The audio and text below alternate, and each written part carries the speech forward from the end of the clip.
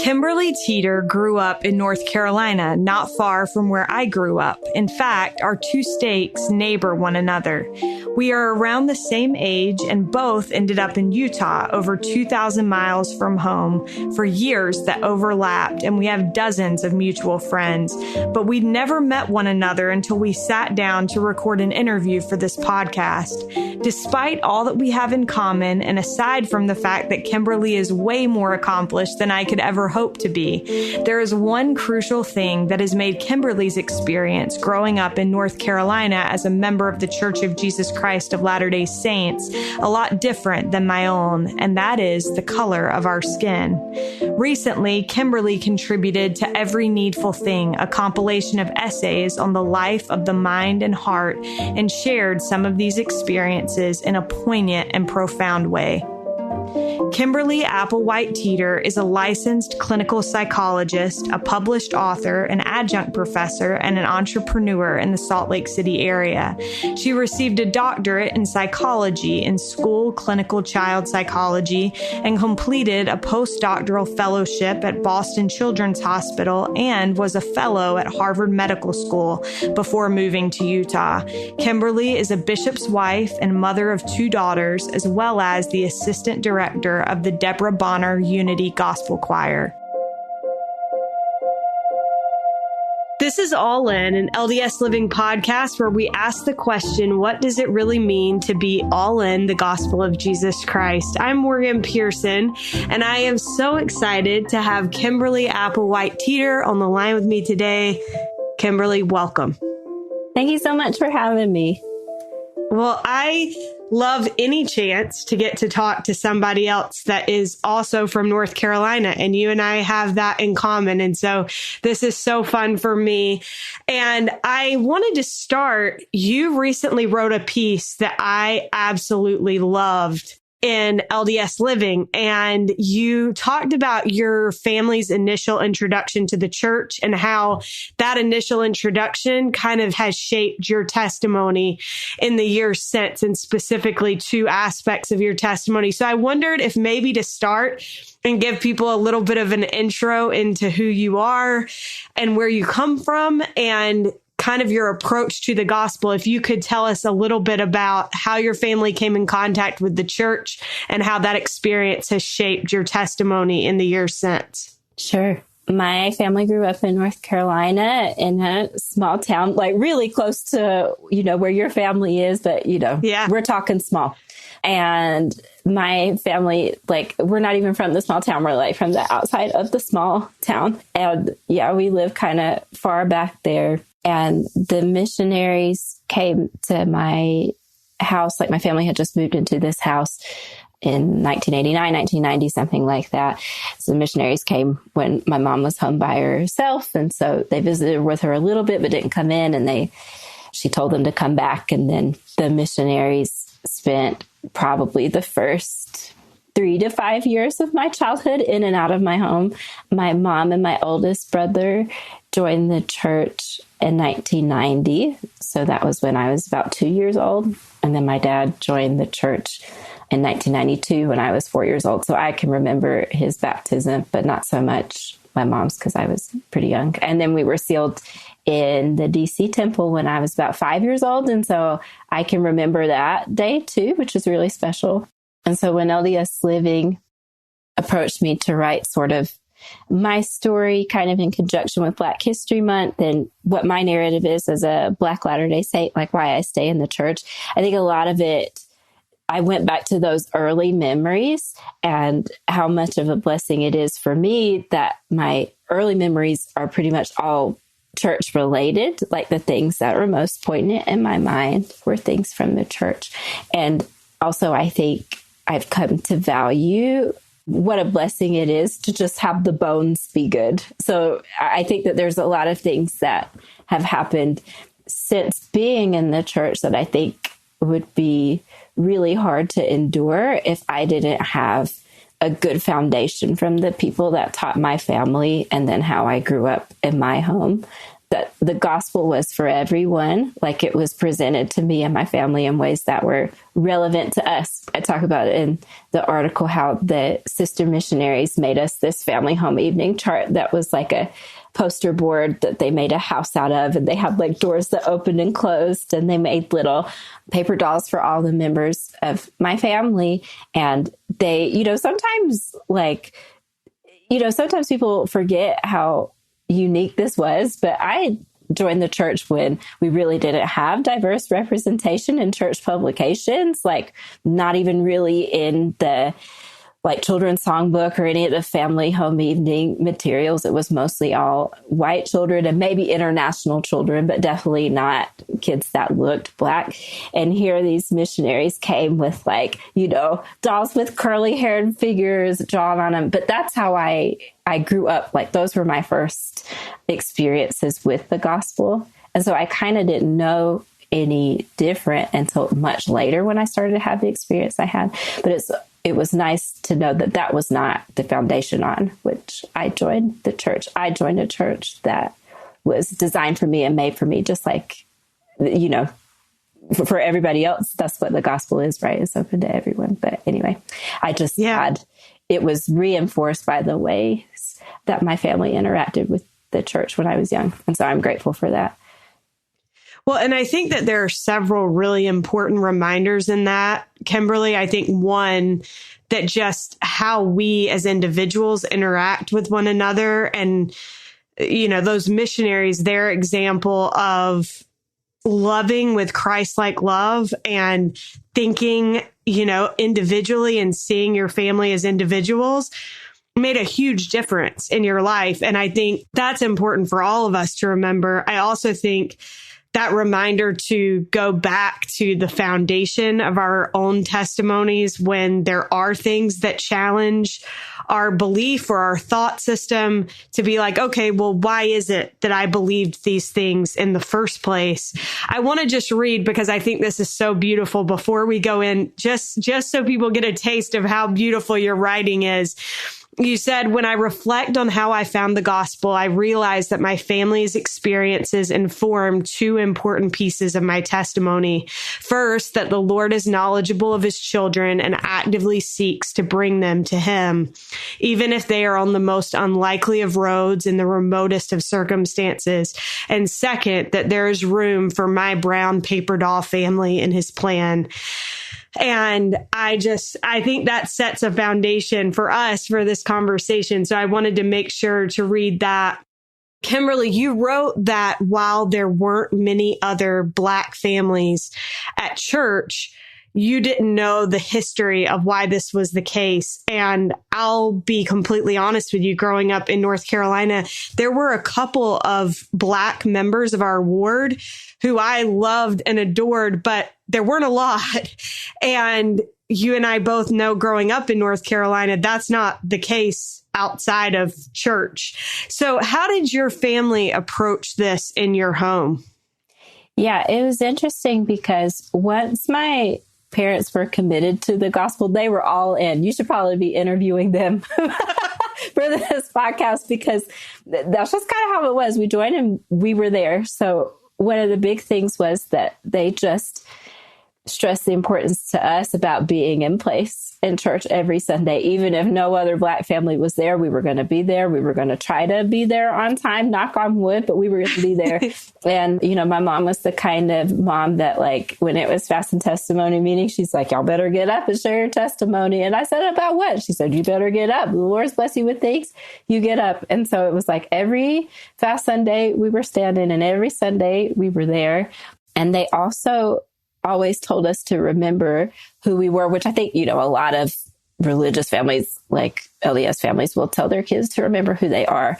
But somehow I think that we got the meaning of that we needed to remember who we were in an earthly sense, like as Black children living the way that we were. That kind of socialization in school meant that we worked harder than kids around us, that we tried to stand out and do the right things, treat people kindly, kind of not to behave in a way that would be unseemly or would draw attention to us. So there is that aspect, I think, of Black socialization that's common for kids. Like, you got to work harder, you got to be smarter to get the same sort of things. And so certainly when they would say, remember who you are, it was part of that. But then the other part of it was to recognize our divine heritage, to have our priorities straight, to know in a spiritual sense who we belong to. And that's just kind of how they taught us. So it wasn't really explicitly about being the only Black members in our ward until I think much later, like when we were teenagers and we started to understand the history of the church.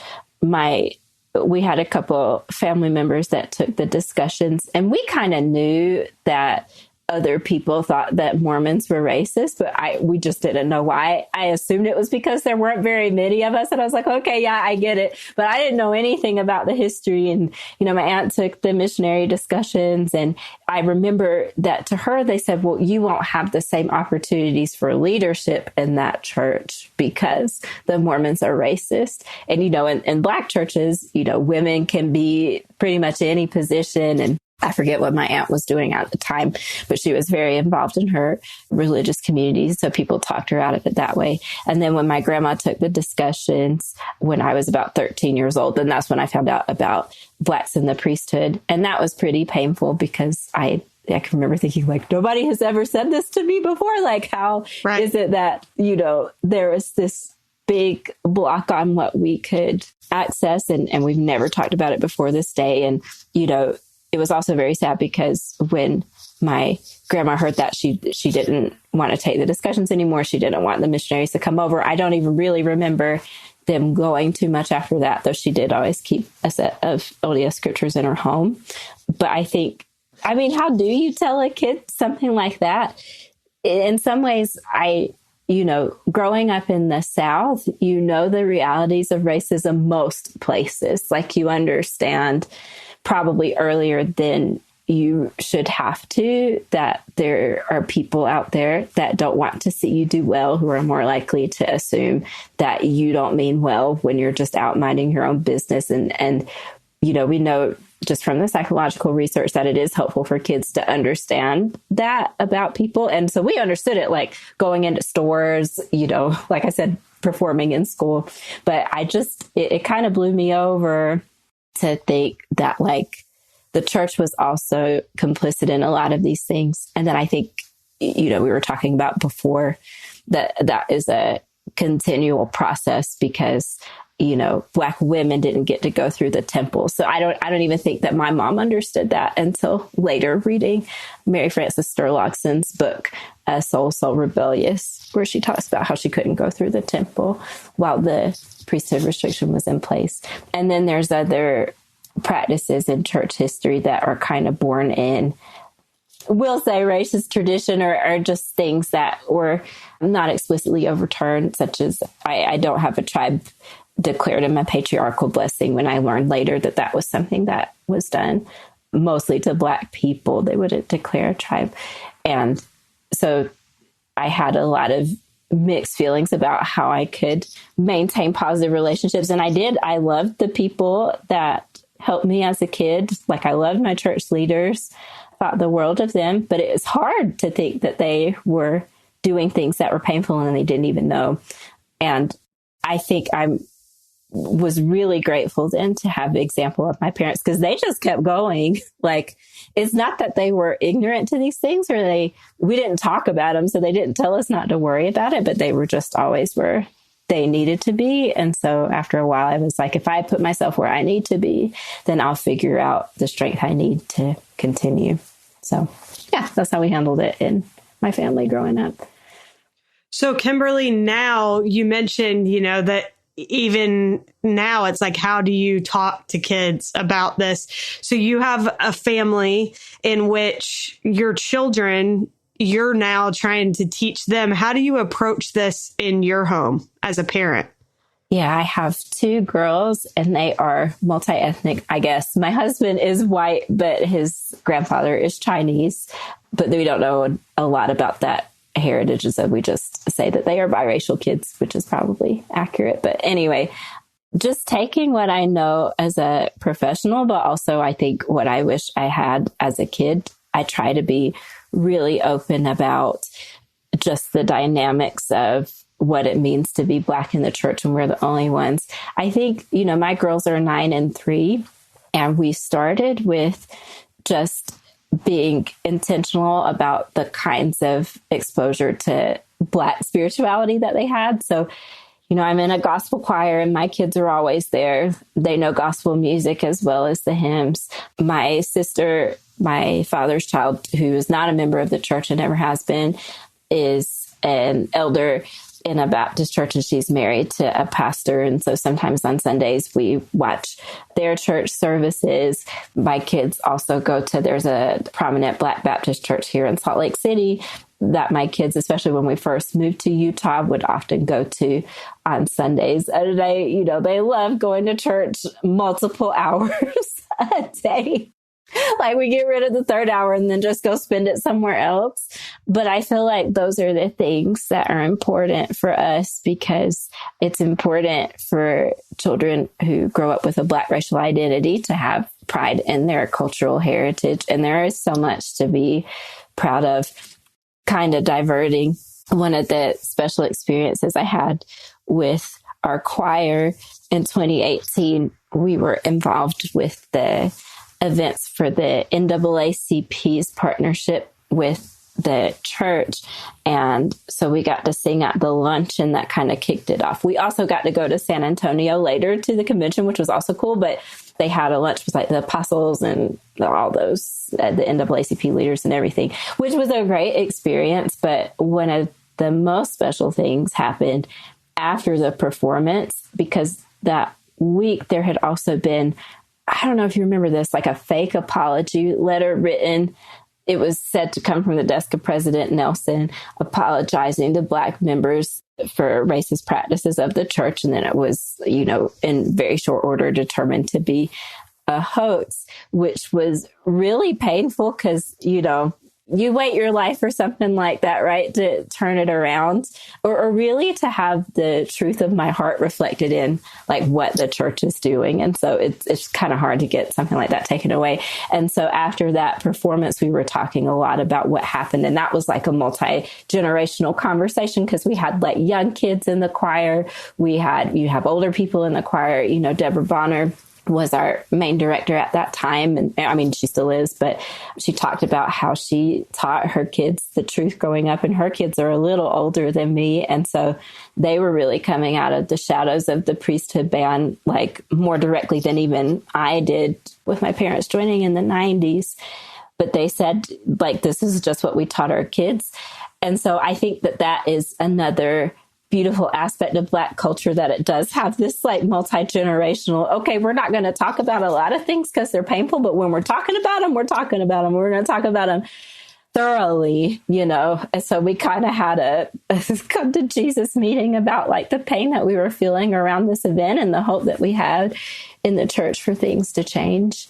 And so, yeah, we don't hide those conversations from our kids with the things that have happened in the past couple of years with the pandemic and, the death of George Floyd and others. I think that the conversation is already out there. And as parents, we've just tried to approach it with honesty, but also with an approach of the spirit and gentleness and understanding that we have. We have one who sees all and knows all and will correct all. And in the meantime, there's all of these things that we can do to stand where we need to stand and grow into the people that he needs us to be, so that we can help that work of restoration of justice move forward. It's beautifully said. And I think you're right. I think that is something that I've always admired about Black culture, is kind of this respect for elders and respect for generations and a desire to have that connectedness.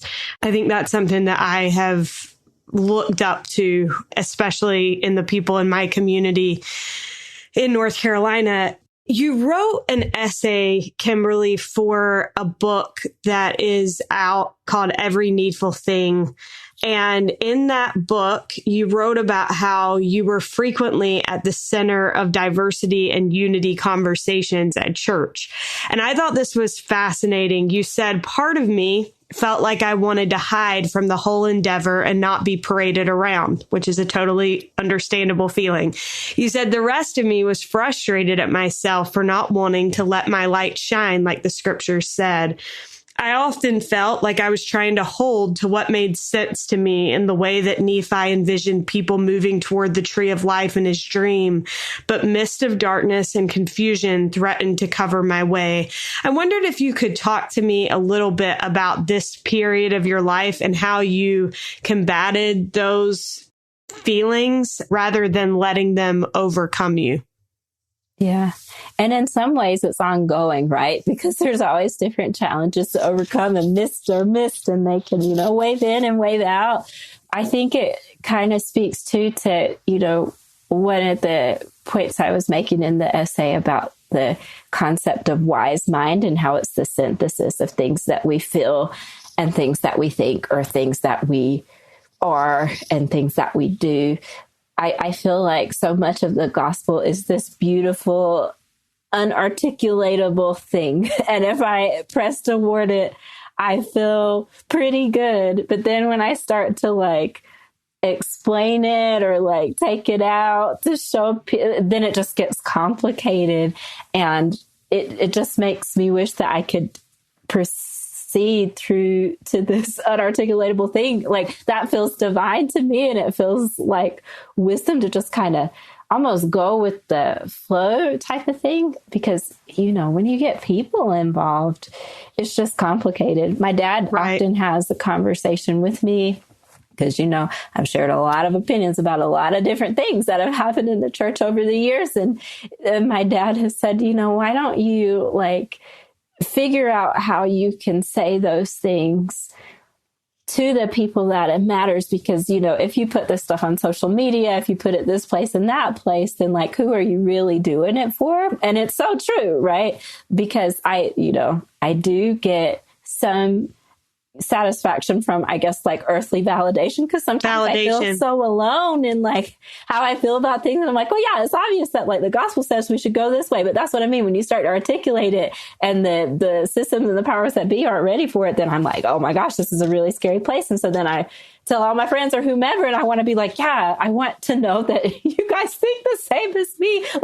Are there other people? Is the body going in this direction? But then, yeah, you get all of these other things too, here, respond to this thing, or give your hot take on that. And it's not about hot takes. I want to get to heaven. I want Zion to be restored. It's not so much about me being this genius who can articulate things. I'm really just trying to do my part to get us where the Lord wants us to be. But then sometimes it becomes about what I want, what feels good to me.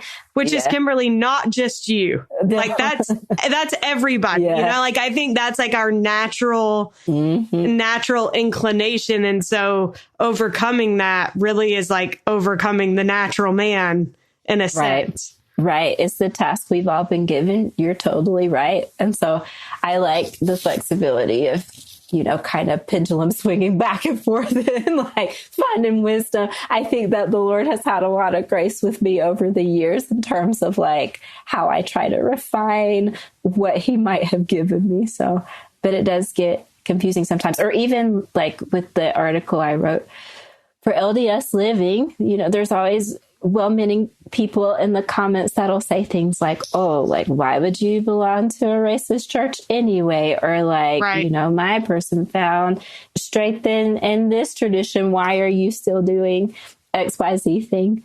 And especially when it is made to seem like I'm in the church because I don't know what the history is, or I'm in the church because I fully accept what the history has been, which I do. I accept that it happened, but do I accept but you're not that it's right? Lying. No. Right. And so, yeah, that gets hard too, where I'm okay, well, am I just falling into the latest marketing ploy of the church to be more diverse? And it's inauthentic thing that I'm clinging to. So yeah, it does get confusing, but I know, I'm grateful that in our tradition, we learn how to hear God. And we don't even talk about hearing him through voices, really. It's like there could be forces. There's, the ways that he touches our minds and our hearts, like the urges that we feel to act. And so I look for him in those things to keep pressing forward. But it is hard sometimes. Well, I just want to say thank you for, first of all, for your honesty in that answer. But also, I think, yes, there is a push everywhere in the world right now for greater diversity. And that's something that I've tried to be conscious of is like, oh, are we just doing this to like fit that criteria?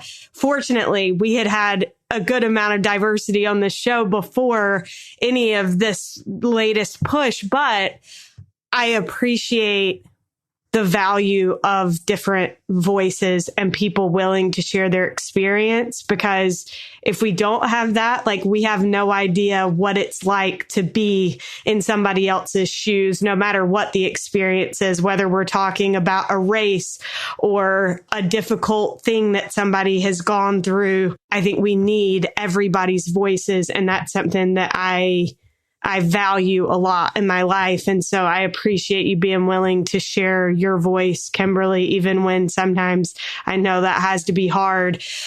I wondered how you've learned throughout your life to embrace your identity, both as a member of the church, as a Black person, and how do you seek to help others do the same? I think there are so many different parts of our identity, and that's something that President Nelson has really stressed is recognizing your identity. So how do you embrace your identity, all the different facets of it, and help others do that as well?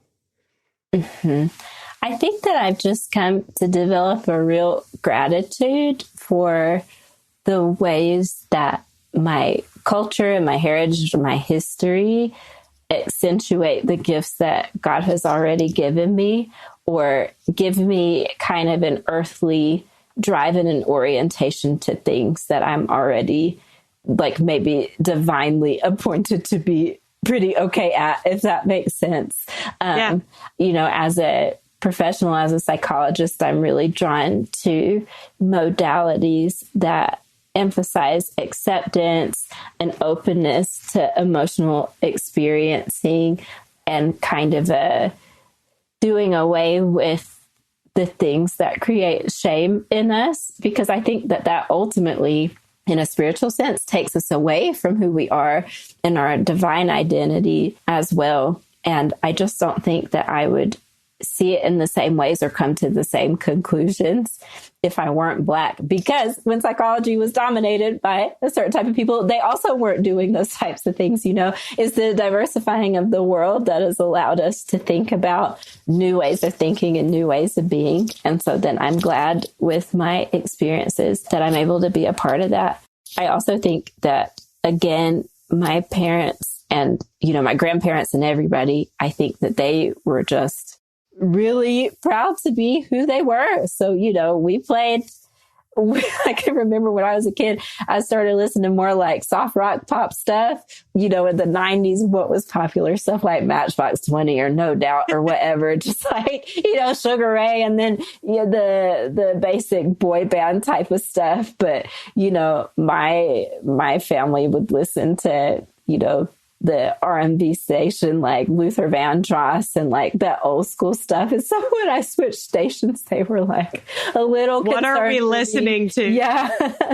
They'd be like, turn it back. But also, we grew up in the era of 90s R&B, which was not always appropriate for children. And that's how we ended up listening to that other stuff. But they were just so proud to be who they were. Like they valued our music, our food, our history, our contributions to society.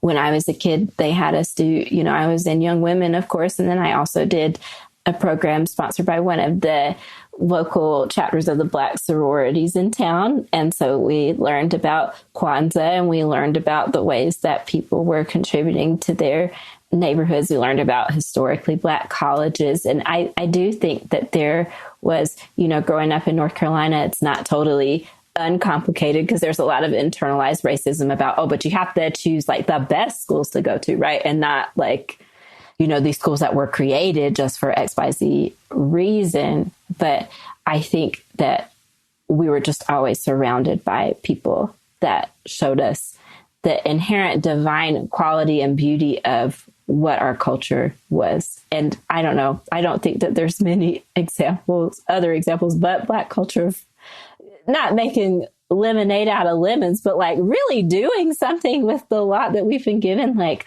how do you make thriving societies when there's these powerful systemic forces that say, no, don't do that. When you get pulled from your motherland and brought to a new place, get made to work for free, torn from your families, like just all of this trauma and hardship, and still have a cohesive culture that you can look at, name, package, and be proud of, I think is a miracle. I don't know. So I have to see God in that. And so I embrace it. Like if he made me this way, then I embrace it. It's kind of the short of it. And I love it. I really do. Kimberly, while we're on the topic of kind of family and then also bringing in your clinical background, I wanted to ask you another thing that you wrote that I found interesting. You said family systems theory emphasizes the interconnectedness of people within families and through the generations, and an eternal ebb and flow of seeking for balance in relationships. In this view, so many behaviors that seem unforgivable are understood in context, which helps provide insight that leads to movement and growth. It is akin to how the Savior ministered to the woman caught in adultery. I wondered if you could, with your clinical expertise, explain how you see that story from the Bible in this theory and why that was important to you to point out. Yeah, so family systems theory talks a lot about how people are related to each other, but it almost compares to, a system like a cell. Like every part of a cell has a job to do. And when that one part of the cell is not doing that job, then the cell can't function in the same ways. And so then the cell tries to do things to like get it to return to homeostasis. It just feels somewhat like the organic way of being. So then when you think about like behavior and relationships operating in the same way, then you find a lot of meaning in like patterns, how people have done things over time, what might be seeming like it will totally shatter a system, but will really represent like the cell regaining homeostasis to what it needs to be. I was thinking about this for something else that I was writing. Like, I feel so much disarray when things are out of order in my life. And I think about how when the Savior came in his mortal ministry, so much of what he was doing was earth shattering, so much so that he had to tell people, I'm not here to destroy anything. Like, I'm here to fulfill stuff. I'm not destroying. But what did he do? He came and he said, like, these people who you think are the top, no, they're not the top. These people are the top, the ones that you have been considering the least of these. So in family systems theory, it talks about how like a lot of recalibration of relationships comes from determining like insiders and outsiders. And so when you look at the woman who was caught in adultery, she was very much an outsider in society, or at least that's what, the powers that be wanted Jesus to say. But Jesus said, no, like, because we are all doing the thing that we are guilty of in some way, we are all sinners. This woman just sinned, just like you sinned. This is what it means, when he says, let he who is without sin cast the first stone at this woman. Bringing balance to a system of people that are interconnected. We're not made different from each other by sin. We are the same because we are children of the Creator. And so when we create outsiders of people who sin, then we're not doing what's right in that system. And so the shift that needs to happen in us or in whoever is doing that will feel really painful. It was interesting. Last month at Genesis group, Zandra Rains was there as she talked about this story. As she said, why is it that we still call this woman by her sin? The Lord says she was forgiven. We should call her the woman who is standing in the room with Jesus. But this is what we're used to doing. Even as like faithful Latter-day Saints, we want to say we're doing the right thing and it's the world who's sinning. Or it's like we're keeping our covenants and it's that person who's gone astray. But Jesus didn't say that. He said, whoever is the least of you, whoever you're going to regard the least, that's who's at the top in my kingdom. That's who we need to have proximity towards. And so Jesus moved toward this woman to make her the insider and bring balance to the system. It's not to say that sin is not bad. Of course, sin does distance us from the Father, but it distances us in the sense of what we are then able to receive.